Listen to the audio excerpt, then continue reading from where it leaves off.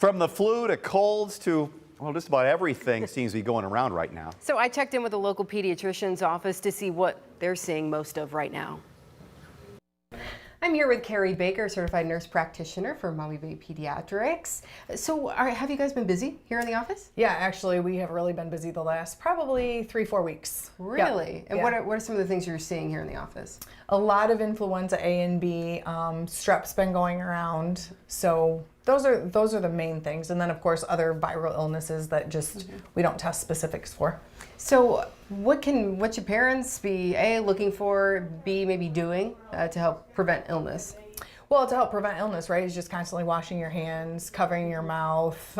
If your kid is sick or running a fever, don't send them to school or to groups of populations where they're going to spread it.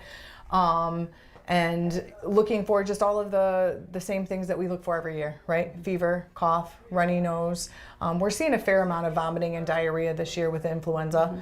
So just all the same sub-symptoms that you see every year. And do the kids seem to be handling it okay, or does it seem to linger a little while, or how are they dealing with it? They seem to be doing well with it. It has been, I think this year it feels like the symptoms are lasting a little bit longer, more towards the 2-week period than the 5 to 7 day period. Okay. And is there anything that kids can do, medicines they can take or anything like that, or they just kind of have to let it run its course? Well, viruses have to run their course as far as antibiotics, right? Antibiotics are only for bacterial infections. But to symptom control, you can use Tylenol, Motrin for fevers or pains. And then Mucinex DM, if they're old enough, will kind of help break that mucus up a little bit for them. And then just staying very well hydrated. And in terms of what we might see in the coming weeks, we're starting to get a little bit of a change in season. I imagine we might start getting sniffles and sneezing and that sort of things with allergies. Yes. Will that be coming, do you think? Oh, absolutely. And we're even seeing a little bit of it now because when we have change of temperature and pressure outside, it does the same thing to our nose as pollens. So that's a histamine response in the body. So starting up that Claritin or Zyrtec even now probably isn't that bad of an idea when we're going from 20s and 30s to 50s and 60s all within a week's period of time. And then back down again. Yeah. And then back down again. Yeah, correct. So we'll probably start to see those types of things. But when the weather does start to get warmer, do we start to see things like cold, flu, that sort of stuff kind of slide away? Yes, absolutely. That stuff will, as soon as it gets warm and it stays warm, typically those viruses kind of run their course and run out a little bit. It's kind of hard to tell. Season seems to be changing as to, what's our sick season, what's our well season. So they seem to be changing up a little bit.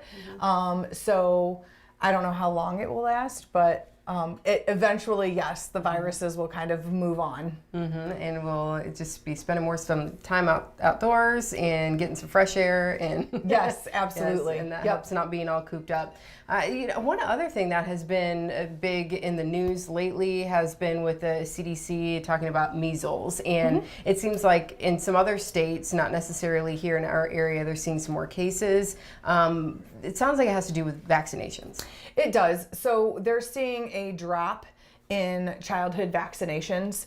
And with that drop, they're seeing some rise in some cases of measles. The measles is vaccinated in the MMR, the measles, mumps, and rubella vaccine. And so as parents are not choosing to vaccinate, and there's more parents who choose not to vaccinate with the MMR vaccine specifically, that I think that you're starting to see a wider spread of maybe some measles outbreaks because of that. But of course, as somebody who's dealing with kids all the time, parents can ask questions and consult with their doctors and nurse practitioners to decide what's the healthiest way to go. Absolutely. Yep, for sure. Well, thank you very much for taking the time to talk us through what we're seeing, and hopefully your office will be a little less busy here in the coming weeks. Hopefully give you a little break. Yeah, thank you. Yes, Thanks. absolutely. And stay with us. We'll have more news at 4 right after this.